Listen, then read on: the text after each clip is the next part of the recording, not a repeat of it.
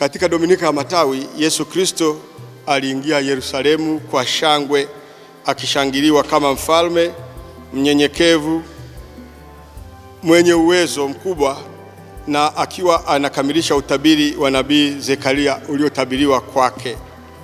Hata alipokaribia Yerusalemu kufika Betfage katika mlima wa Mizeituni, ndipo Yesu alipotuma wanafunzi wawili akiwaambia, enendeni mpaka kijiji kile kinachowakabili, na mtaona punda amefungwa na mwanapunda mmoja, naye mfungueni nimletee. Na kama mtu akiwauliza neno, semeni Bwana anaaja naye. Mara hiyo wakaondoka wakaenda kutimiza yale aliyowaelekeza. Punda alipandwa na Yesu Kristo kama mfalme mnyenyekevu, na aliingia Yerusalemu kwa shangwe, na walimshangilia wakimwimbia, Hosana mwana wa Daudi, mbarikiwa ajaye kwa jina la Bwana, Hosana mwana wa Daudi. Na wale waliojaribu kufikiri kwamba wataka kushangilia, Kristo aliwaambia wasipofanya hivyo atayaruhusu mawe yamshangilie. Na kwa sababu hiyo, tunapofika kwenye Jumapili au Dominika ya Matawi, tunapaswa kumshukuru Mwenyezi Mungu kwa sababu tumepiga hatua kubwa sana katika mfungo wa Kwaresima. Tunakaribia kuingia katika Juma Kuu ambapo Kristo atateswa, atakufa na kisha atafufuka.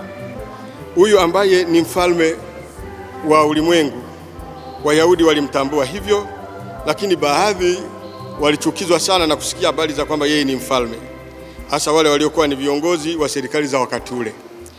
Yeye pamoja na hayo aliingia Yerusalemu kama ilivyokuwa imepangwa, na watu walimshangilia na watu walimpokea kwa unyenyekevu, wakimwimbia nyimbo za Hosana mwana wa Daudi, na akaonesha ufalme wake akiwa hapa duniani, na baadaye ufalme huo umeendelea baada ya ufufuko, na hata leo hii Kristo kwetu sisi ni mfalme.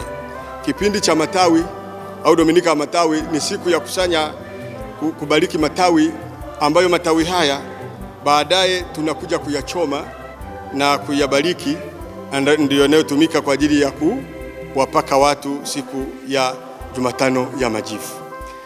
Matawi haya ni ya kuonesha unyenyekevu na unyofu wa moyo, lakini baadaye inayobadilika kutukumbusha sisi kwamba binadamu ni mavumbi na mavumbini tutarudi.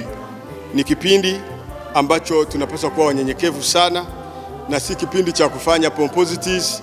Ni kipindi cha kuachana na majivuno, ni kipindi cha kuachana na maringo, ni kipindi cha kunyenyekea na kuwa kama Kristo ambaye aliingia Yerusalemu kwa shangwe, lakini mfalme mnyenyekevu sana. Tumsifu Yesu Kristo.